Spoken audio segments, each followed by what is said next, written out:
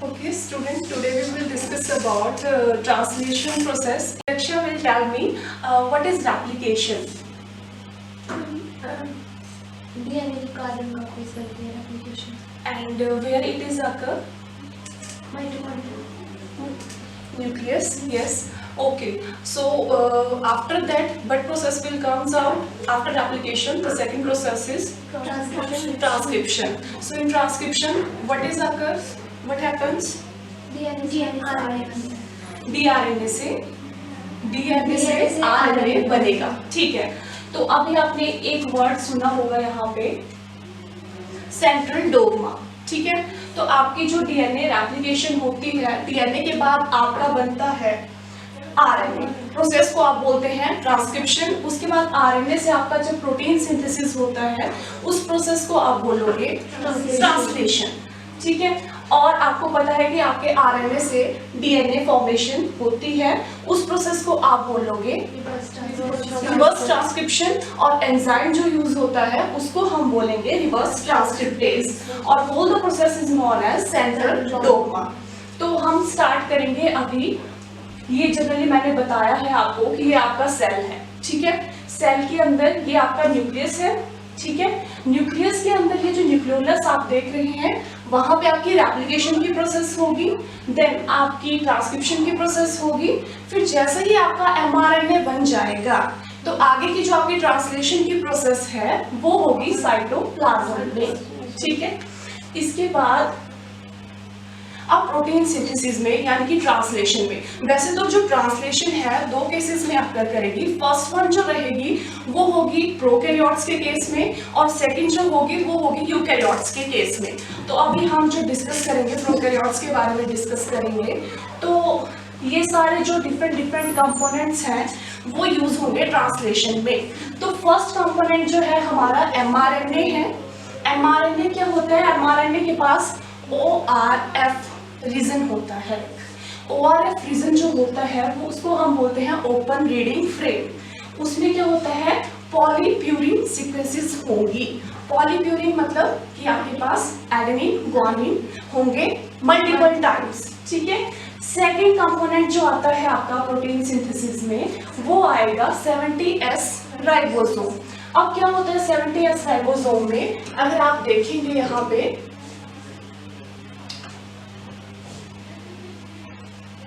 ये आपका 70S ribosome है।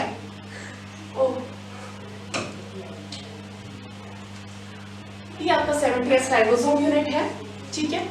अब इसके फर्दर ये डिवाइडेड होता है 2 सब यूनिट्स में, स्मॉल सब यूनिट और लार्ज सब यूनिट। जो लार्ज सब यूनिट होती है वो 50S होती है, और जो स्मॉल सब यूनिट होगी वो 30S होगी, 30S सब यूनिट का। उसके बाद जो आएंगे हमारे पास यहाँ पे अमाइनो एसिड्स आएंगे। अब हमें पता है कि हमारी बॉडी में वैसे 20 different kind of amino acids हैं। अब 2 नए डिस्कवर्ड हुए हैं, एक सिलिनोसिस्टीन करके है, ठीक है, एक पायरोलाइसिन है। तो हमारी बॉडी में कितने अमाइनो एसिड्स हो गए टोटल? 22। तो उन 22 अमाइनो एसिड को सिंथेसाइज करने के लिए 22 ही हमारी बॉडी में tRNA होंगे। हर एक अमाइनो एसिड के लिए एक डिफरेंट tRNA होगा।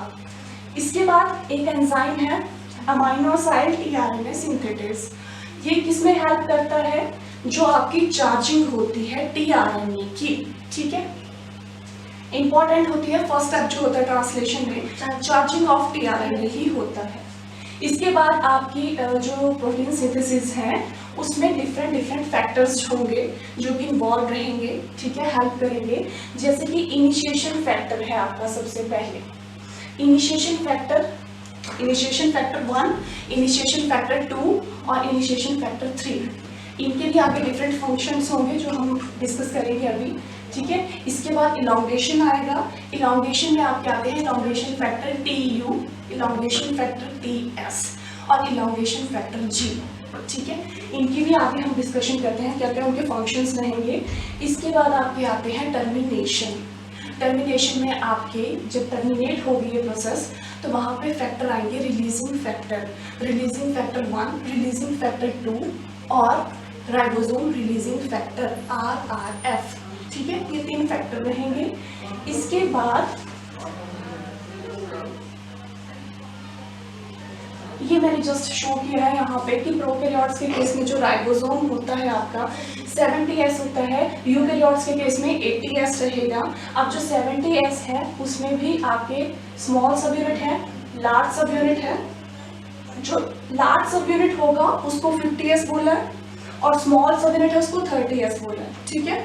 अब क्या होगा, जो 50S है उसके फर्दर जो कंपोनेंट है 5S rRNA है और 23S rRNA है और जो 30S है आपका उसका 16S rRNA है, ठीक है। अब एक और चीज़ है यहाँ पे इम्पॉर्टेंट, ये जो 23S rRNA है और 80S के बारे में अगर हम डिस्कस करें तो इसके पास 60S है, 40S है।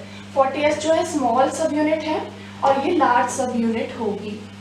अब इस 60S के पास 20S 8S rRNA है, ठीक है। अब आपके पास ये दो rRNA जो है, एक 23 और एक 28, इनके पास क्या एक्टिविटी होती है, पेप्टाइडल ट्रांसफेरेज की एक्टिविटी होती है, ठीक है।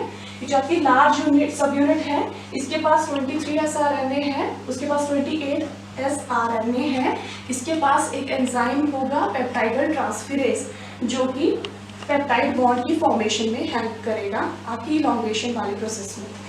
इसके बाद ये आपका लार्ज सब यूनिट है, ये स्मॉल सब यूनिट है, ठीक है, 30S 50S। अब जो आपका 30S होगा स्मॉल सब यूनिट, उसके पास 3 साइट रहेंगी, एक होगी आपकी E साइट, दूसरी होगी P साइट और तीसरी होगी A साइट, ठीक है। ये आपकी 3 साइट है, ये आपका स्मॉल सब यूनिट है, ये आपका लार्ज सब यूनिट होगा, ठीक है। इसके बाद इनके फंक्शंस क्या है साइट के, जो A साइट होगी वहां पे अमाइनो एसाइलेटेड tRNA आके बाइंड करेगा, जो आपकी P साइट होगी वहां पे पेप्टाइडल tRNA बाइंड करेगा और जहां पे आपका E साइट होगा वहां पे आपका अनचार्ज्ड tRNA जो है वो बाइंड करेगा। इसके बाद जो मैकेनिज्म है आपका प्रोटीन सिंथेसिस का, ठीक है।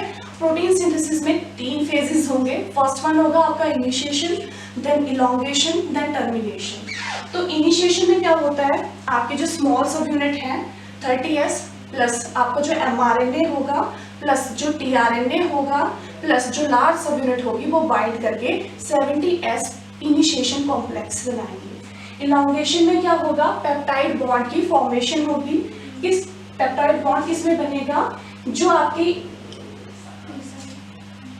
ये यहाँ आपकी जो P साइट है और A साइट है इनके ऊपर जो tRNA आके बाइंड करेंगे, tRNA के ऊपर जो अमाइनो एसिड होंगे, ठीक है, उन अमाइनो जो P साइट का जो tRNA होगा उसके ऊपर जो अमाइनो एसिड होगा और जो A साइट पे tRNA होगा उसके ऊपर जो अमाइनो एसिड होगा, इन दोनों अमाइनो एसिड के बीच में पेप्टाइड बॉन्ड बनेगा, ठीक है। वो आपकी इलॉन्गेशन की प्रोसेस होगी। इसके बाद टर्मिनेशन आती है, जैसे ही आपके जो आपका राइबोसोम था वो क्या कर रहा है, स्लाइड कर रहा है mRNA के ऊपर। mRNA के ऊपर ये स्टार्ट कोडोन थे जहां से प्रोसेस स्टार्ट हुई। अब mRNA के ऊपर ही जैसे वो स्कैन करता जा रहा है आगे आगे उसको स्टॉप कोडोन मिलेंगे। तो स्टॉप कोडोन मतलब तब आपकी प्रोसेस को अब टर्मिनेट हो जाना है। ये जस्ट समरी जैसी है आपकी प्रोटीन सिंथेसिस की। इसके बाद हम प्रोसेस स्टार्ट करेंगे एक्टिवेशन और चार्जिंग ऑफ tRNA। तो एक्टिवेशन और चार्जिंग ऑफ tRNA किसको बोलते हैं, पहले हमारे पास एक tRNA का स्ट्रक्चर है, ठीक है। आप उस tRNA के जब ये आप स्ट्रक्चर देखोगे, ये आपके पास tRNA का स्ट्रक्चर है, ठीक है। अब यहाँ पे ये जो 3 प्राइम है, ये वाली जगह ये जो अमाइनो एसिड दिख रहा है आपको ये नहीं लगा होगा, जो आपके पास सिंपल tRNA होगा।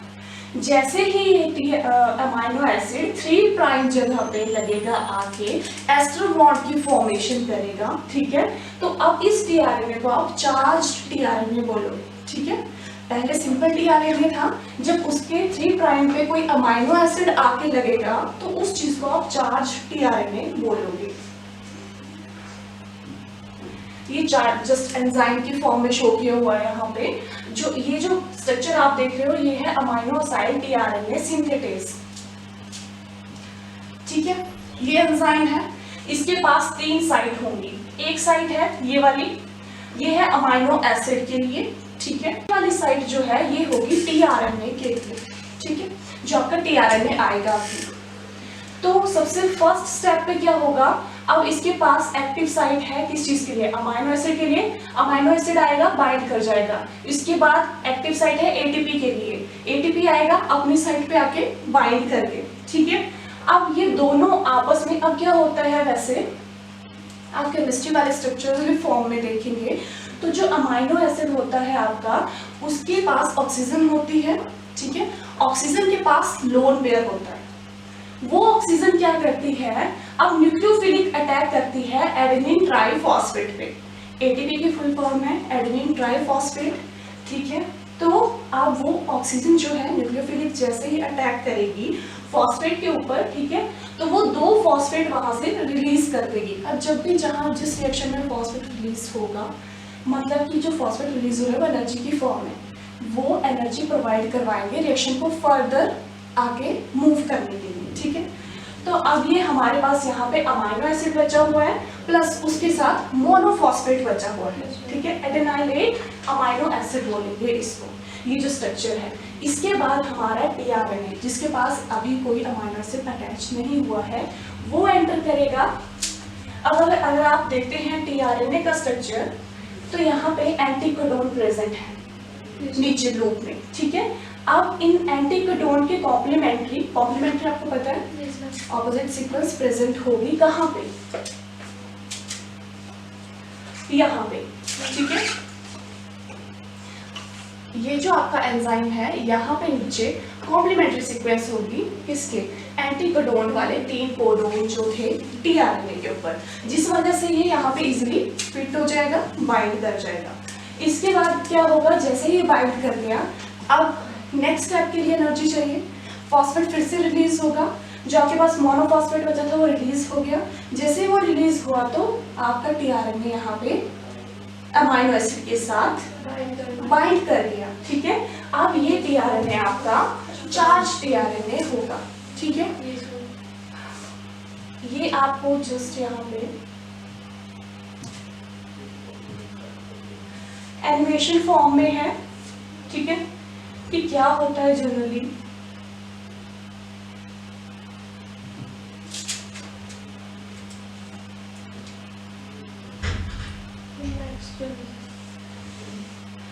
उसके बाद क्या होता है, प्रोकैरियोट्स के केस में जो टीआरएनए होगा उसमें एफ मिथ्योनिन टीआरएनए होता है, ठीक है।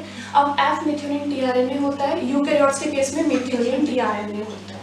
अब जो एफ मिथ्योनिन टीआरएनए है ये आपके पास चार्ज टीआरएनए था, ठीक है। अब जो मिथ्योनिन है वो ऐड करेगा मेट टीआरएनए सिंथेटिस, ठीक है। उसने क्या करना है, मिथ्योनिन ऐड कर दिया, उसके बाद ट्रांसफॉर्माइलेज दूसरा एंजाइम आएगा, वो क्या करेगा, फॉर्माइल ग्रुप जो है वो ऐड कर देगा मिथ्योनिन के साथ में, ठीक है। अब आपके पास जो टीआरएनए आया है वो कैसा होगा, F net tRNA, formyl methionine tRNA prokaryotes के केस में। अब इनिशिएशन कैसे होती है, ठीक है। अब इनिशिएशन में आपको पता है 3 फैक्टर होते हैं, कौन कौन से फैक्टर इन्वॉल्व होते हैं, हाँ, उनके फंक्शंस क्या रहते हैं। इनिशिएशन फैक्टर 1 का अगर हम फंक्शन बोलें तो क्या रहेगा,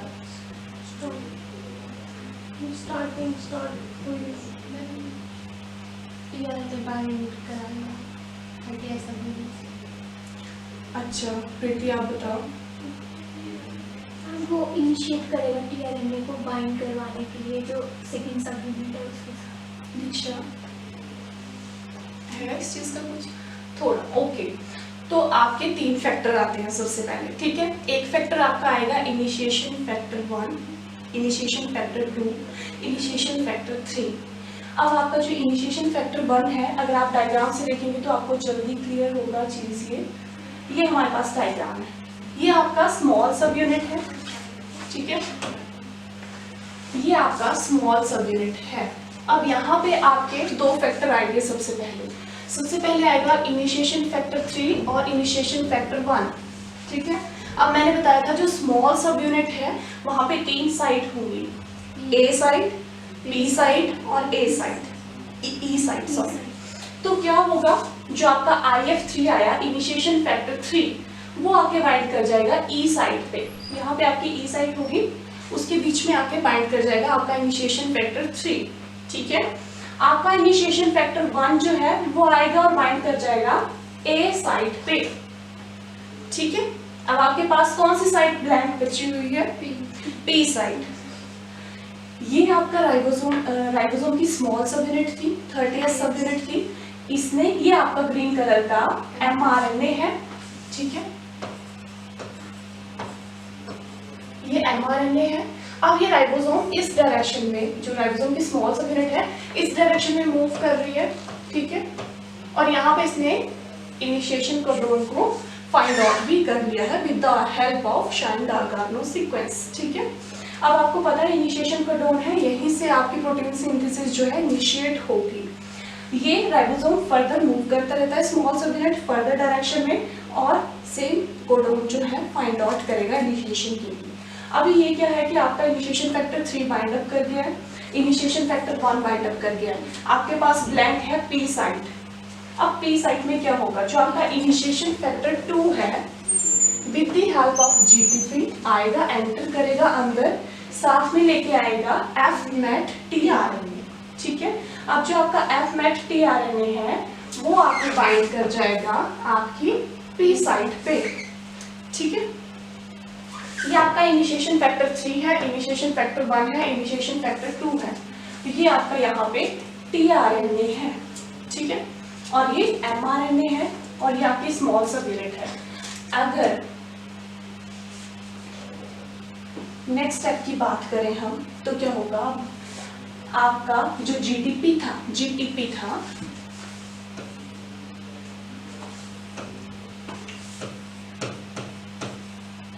वो ये हाइड्रोलाइज होगा। जैसे ही ये यहाँ पे GTP में कन्वर्ट हुआ, फॉस्फेट रिलीज किया, फॉस्फेट क्या करेगा, एनर्जी प्रोवाइड करवाएगा रिएक्शन को आगे फर्दर मूव करने के लिए। जैसे ही GTP की हाइड्रोलिसिस होगी, वो क्या करेगा, वो आपके जो इनिशिएशन फैक्टर 1, 2, 3 थे उनको बाहर निकाल देगा। अब बाहर निकाल देगा तो क्या था, मैंने आपको अभी इनके फंक्शन नहीं बताया था। इनिशिएशन फैक्टर जैसे ही ए साइट पे 1, इनिशिएशन फैक्टर 1 जो है ए साइट पे लगा हुआ था,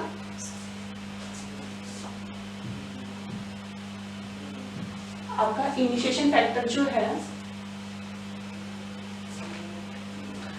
ए साइट पे लगा हुआ था। ये क्या कर रहा है, यहाँ पे किसी और tRNA को आने से रोक रहा है कि कोई tRNA आगे ए साइट पे बाइंड ना करे। ठीक है, जो आपका इनिशिएशन फैक्टर 3 था वो 2 काम करता है, एक तो वो ई साइट पे tRNA को आने से रोकेगा, दूसरा वो क्या करेगा, आपका जो लार्ज सब यूनिट है 50S उसको वहाँ बाइंड करने से रोकेगा। ठीक है, प्रीमेच्योरली बाइंड अप नहीं करने देगा लार्ज सब यूनिट को। अब आपको पता है कि यहाँ पे आके आपका tRNA बाइंड अप कर चुका है।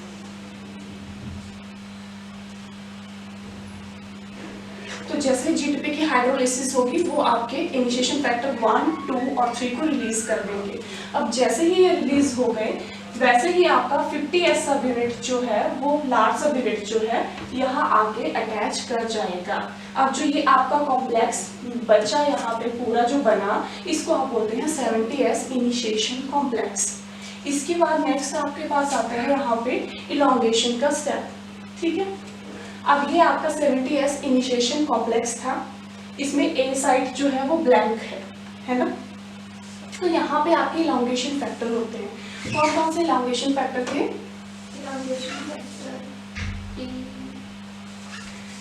इलॉन्गेशन फैक्टर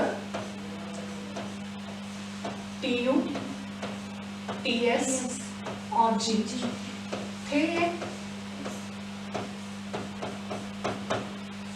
अब इलॉन्गेशन फैक्टर TU क्या करेगा, ठीक है, सबसे पहले इसका फंक्शन है इलॉन्गेशन फैक्टर TU अपने साथ अमाइनो असाइल tRNA, एक tRNA लेके आएगा और ये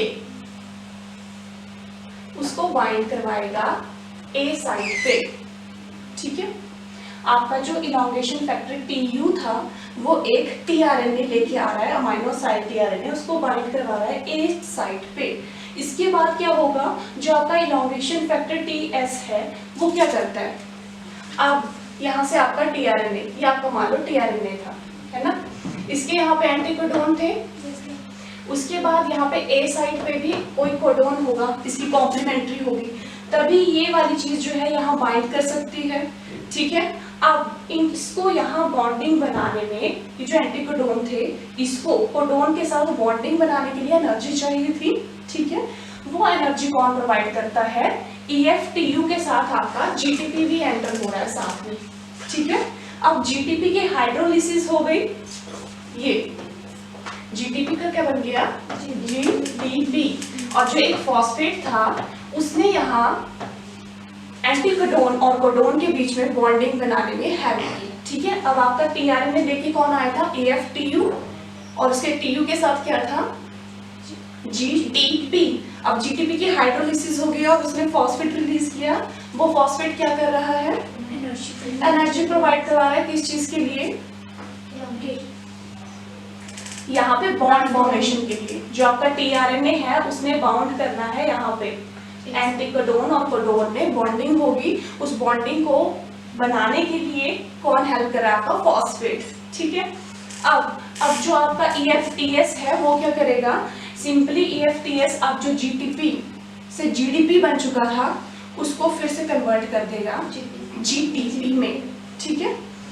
तो यहाँ पे अगर आप देखेंगे अब थर्ड स्टेप आएगा हमारे पास, ये फर्स्ट स्टेप था, ये सेकंड था, अब ये थर्ड है। अब हमें पता है ये वाली हमारे पास 3 साइड है, ठीक है।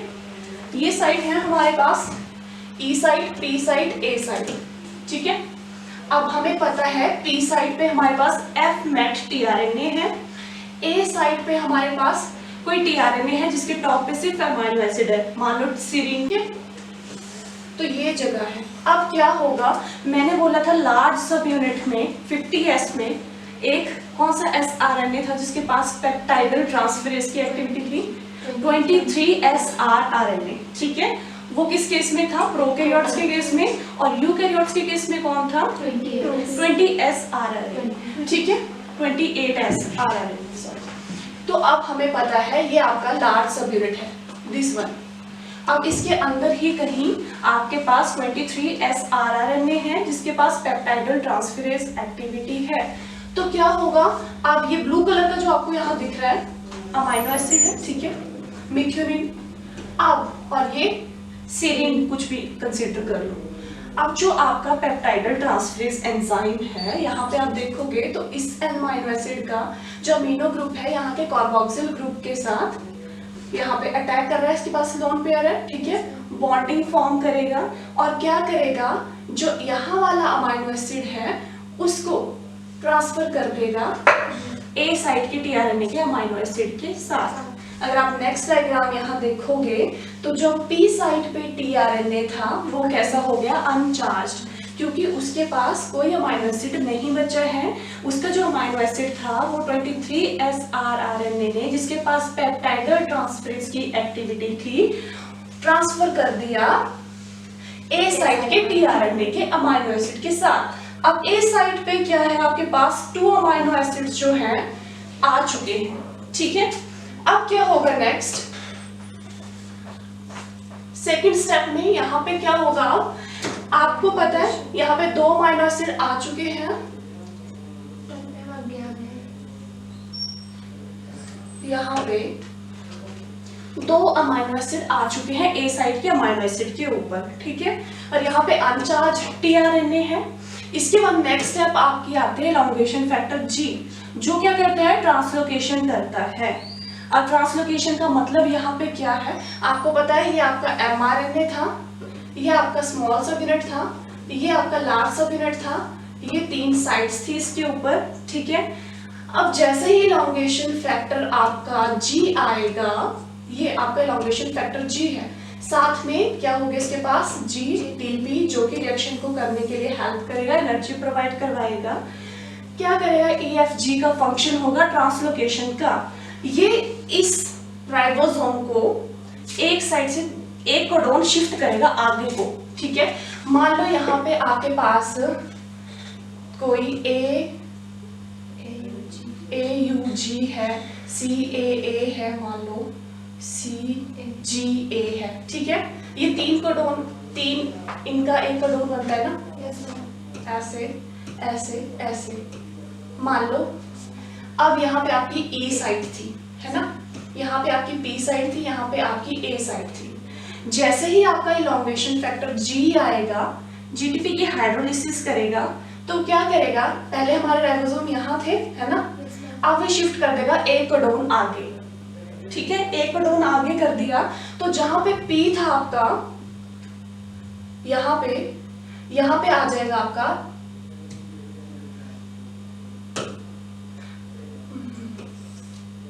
ये आपका ई था, पी था, ए था, अब मैं बोल रही हूँ एक कोडोन शिफ्ट कर दिया आगे को। अब जहां पे आपका ई था वो तो बाहर चला गया, ठीक है, अब जहां पे आपका ये पी था, ये ए था, अब क्या होगा, यहाँ पे ई आ जाएगा, पी की जगह ए की जगह पी आ जाएगा, अब ए शिफ्ट कर जाएगा नेक्स्ट कोडोन पे, ठीक है, मतलब अब ई एफ जी का फंक्शन सिंपली ये रहेगा कि ये तो जीटीपी की हाइड्रोलिसिस करेगा, जैसे ही हाइड्रोलिसिस होगी जो एनर्जी जो निकलेगी यहाँ से वो क्या करेगी, ये जो आपका राइबोसोम है इसको एक कोडोन शिफ्ट करेगी आगे को, धकेलेगी, ठीक है। अब अगर एक कोडोन शिफ्ट कर रही है आगे को, तो जो चीजें ए में थी वो पी में चली जाएंगी, ठीक है। तो ए में क्या था आपके पास, टीआरएनए था जिसपे 2 अमीनो एसिड्स। हाँ, ए में आपके पास ये टीआरएनए था जिसके सिर पे 2 अमीनो एसिड्स हैं, ठीक है, और ई के पास क्या था, अनचार्ज्ड टीआरएनए, ठीक है। तो अब क्या होगा कि जो आपका टीआरएनए है 2 अमीनो एसिड्स के साथ ए साइड पे, वो शिफ्ट हो जाएगा ये पी साइड पे, है ना। कौन कर रहा है शिफ्टिंग, जी, इलॉन्गेशन फैक्टर जी। कैसे, हाइड्रोलिसिस हो रही है जीटीपी की, एनर्जी रिलीज हो रही है, वो एनर्जी क्या कर रही है, एक कोडोन शिफ्ट कर रही है। अब क्या हुआ, जो आपका यहाँ पे ये टीआरएनए ए साइड पे था वो आ गया पी साइड पे, और जो पी साइड वाला था वो ई साइड पे आ जाएगा। तो ई साइड पे कौन सा टीआरएनए आएगा, जो अनचार्ज टीआरएनए, ठीक है। अब ई साइड है, एग्जिट साइड है, फिर ई साइड से वो बाहर रिलीज हो जाएगा, ठीक है। इतना हुआ, इसके बाद क्या होगा, सेम प्रोसेस जो है, अब ये यहाँ पे 2 आ गए, ठीक है, ये प्रोसेस अब रिपीट होगी फिर से इलॉन्गेशन की। कब तक रिपीट होगी, जब तक यहाँ पे एक लॉन्ग पॉलीपेप्टाइड चेन ना बन जाए, ठीक है। तो सिमिलरली अब फिर से ए साइड जो है बैकेंड होगी, है ना।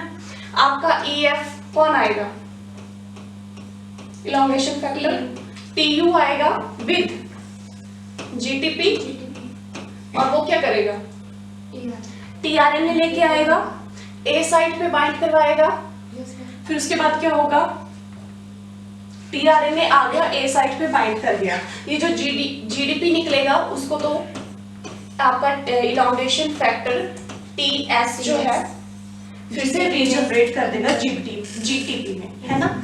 अब जो आपका यहाँ टीआरएनए आया है नेक्स्ट, वो क्या करेगा, नेक्स्ट स्टेप क्या था, जो टीआरएनए यहाँ पे एंटर कर रहा था ए साइड पे, वो उसके बाद नेक्स्ट स्टेप क्या हो रहा था, पेप्टाइडल ट्रांसफेरेज, ठीक है। फिर से वही चीज चलेगी, अगर आप देखो तो यही चीज जो है आपकी ये वाली, ये आ गया आपका फिर से, ठीक है। अब यहाँ पे क्या चीज बोल रही हूँ मैं, कि ये जो आपका पी साइड पे है अब टीआरएनए, उसके सिर पे 2 अमीनो एसिड लग चुके हैं, ठीक है। अब थर्ड जो है आपका फिर से EFTU ने नया अमीनो एसिड जो है ए साइड पे लेके आया है। इसके बाद फिर से यही प्रोसेस जो है आपकी रिपीट होगी, ठीक है। तो रिपीट होगी तो क्या होगा, इन दोनों के बीच में फिर से पेप्टाइड बॉन्ड बनेगा, यहाँ 2 अमीनो एसिड्स रख लो आप, एक ये है एक ये है, अभी तीसरे वाला ये आ गया है, तो कौन करेगा इसको ट्रांसफर, एंजाइम है 23S RNA जिसके पास पेप्टाइडल ट्रांसफेरेज की एक्टिविटी होगी, वो पेप्टाइड बॉन्ड बनाएगा फिर से इसमें, है ना। अब जो नेक्स्ट आपका ए साइड पे टीआरएनए है, क्या होगा, एक तो इसके पास अपना अमीनो एसिड होगा, 2 ये वाले फिर से इसके सिर के ऊपर आ जाएंगे यहाँ पे। अब कितने हो गए, 3 हो गए ए साइड वाले के पास। फिर क्या होगा, फिर इलॉन्गेशन फैक्टर जी आएगा, फिर से इलॉन्गेशन फैक्टर जी आएगा। एक कोडोन शिफ्ट करेगा आगे को हाइड्रोलिसिस ऑफ जीटीपी करके, और फिर यहाँ पे अब आपके पास कितनी आ जाएंगी, 3 अमाइनो एसिड आ जाएंगे। सिमिलर प्रोसेस रिपीट होगी, ठीक है, फिर से अमाइनो एसिड का एडअप होगा। फिर इसके बाद जो आपके पास आएगी डायग्राम, ये आएगी, ठीक है। अब यहाँ पे लॉन्ग चेन बन चुकी है, पॉलीपेप्टाइड्स की प्रोटीन बन चुकी है जो आपको चाहिए थी, ठीक है। फिर क्या होगा, अब टर्मिनेशन की प्रोसेस आएगी। अब टर्मिनेशन प्रोसेस में क्या होता है, आपके रिलीजिंग फैक्टर्स आते हैं। रिलीजिंग, अब टर्मिनेशन होगी कब, आपको पता है, ये इस डायरेक्शन में मूव कर रहा है आपका,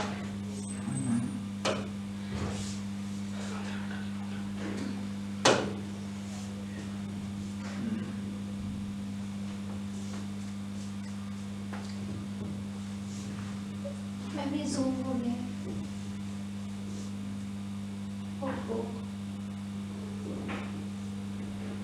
ये टर्मिनेशन प्रोसेस है आपकी, ठीक है। आपको पता है अब आपका जो स्मॉल सब यूनिट था वो मूव कर रहा था इस डायरेक्शन में। अब यहाँ पे आपका ये आ चुका है स्टॉप कोडोन, ठीक है।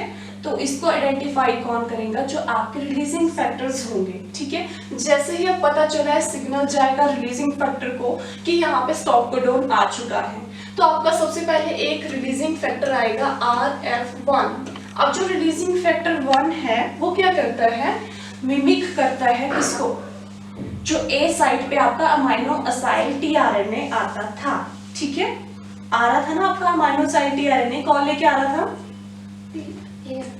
EFTU, लॉन्गेशन फैक्टर TU, ठीक है। अब जो tRNA वो लेके आ रहा था, वो ये जो आपका रिलीजिंग फैक्टर 1 है एग्जैक्ट उसी को मिमिक करता है, ठीक है, और आपके बाइंड कर जाएगा आपकी ए साइट पे, ठीक है। ए साइट पे बाइंड करके वो यहाँ से ये जो आपकी लॉन्गेशन की प्रोसेस हो रही थी, इस चेन को रिलीज कर देगा। कौन कर रहा है इस चेन को रिलीज, रिलीजिंग फैक्टर 1, ठीक है। इसके बाद आपका सेकंड फैक्टर आता है राइबोसोम रिलीजिंग फैक्टर, जिसको आप बोलोगे RRF, ठीक है। राइबोसोम रिलीजिंग फैक्टर फिर आके यहाँ बाइंड करेगा और वो क्या कर देगा, वो नाम में ही है राइबोसोम रिलीजिंग फैक्टर। वो राइबोसोम की ये जो आपकी लार्ज सब यूनिट थी, स्मॉल सब यूनिट थी, इनको रिलीज कर देगा।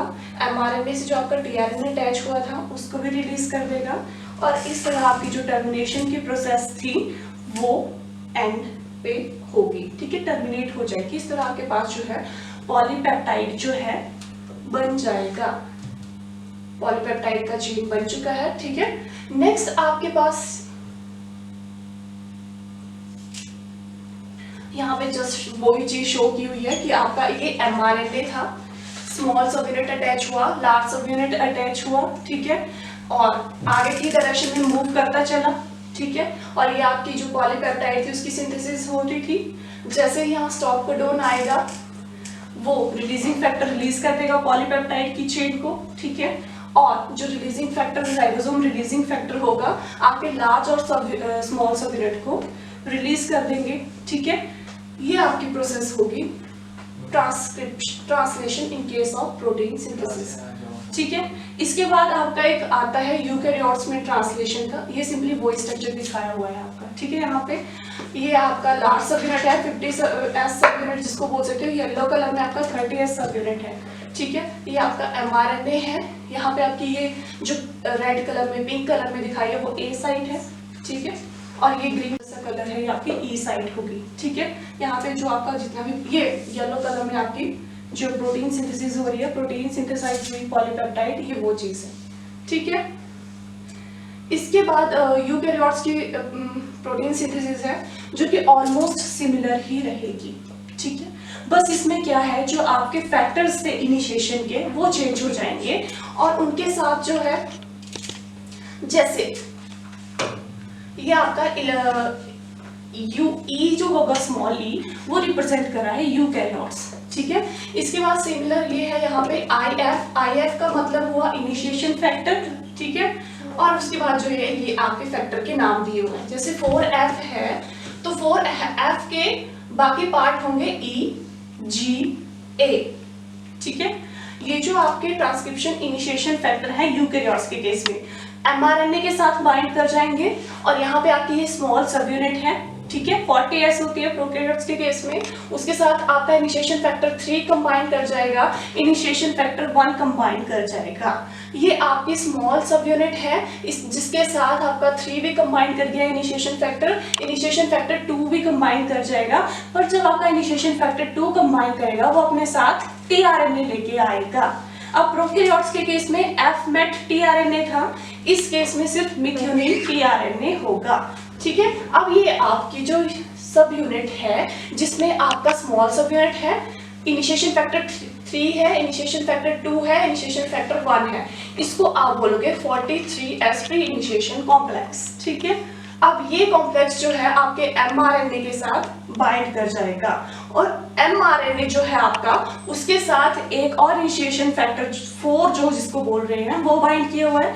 आगे इनिशिएशन 4 जो है उसके डिफरेंट टाइप्स हैं, 4E, 4G, 4A, 4B, 4H, ये सब जो है एमआरएनए के साथ यहाँ पे बाइंड कर गए हैं।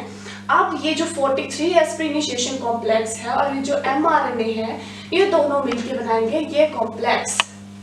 ठीक है, तो आपके पास ये आ जाएगा यहाँ पे। ठीक है, एमआरएनए भी है, इसके साथ जो इनिशिएशन फैक्टर 4 लगा हुआ था, इनिशिएशन फैक्टर 3 लगा है, टीआरएनए लगा है, इनिशिएशन फैक्टर 1, 2 लगे हुए हैं। ठीक है, अब यहाँ पे जीटीपी की जैसे एटीपी की हाइड्रोलिसिस होगी वो एनर्जी रिलीज करेंगे, एनर्जी रिलीज होगी तो आपके ये सारे फैक्टर जो है रिलीज हो जाएंगे और इस कॉम्प्लेक्स में जो आपका लार्ज सब यूनिट होगा जिसको इनिशिएशन फैक्टर 5 आप 60S आएगा इस केस में।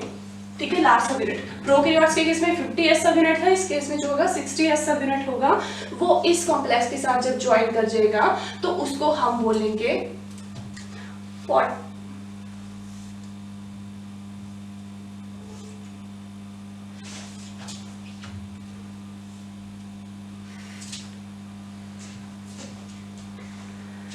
ये आपके पास 80S इनिशिएशन कॉम्प्लेक्स आ जाएगा। ठीक है, और बाकी की प्रोसेस जो होती है यूकैरियोट्स के ट्रांसलेशन की वो होती है प्रोकैरियोट्स की तरह ही, बस इसमें ये डिफरेंस रहेगा कि जो टर्मिनेशन थी प्रोकैरियोट्स में उसमें रिलीजिंग फैक्टर 1 से ज़्यादा इन्वॉल्व होते हैं और जो यूकैरियोट्स की ट्रांसलेशन होगी उसमें सिर्फ एक ही रिलीजिंग फैक्टर जो है वो सफिशिएंट होता है प्रोसेस को टर्मिनेट करने के लिए। ठीक है, तो नेक्स्ट जो है हम नेक्स्ट क्लास में डिस्कस करेंगे इसके इनहिबिटर जो होते हैं ट्रांसलेशन के।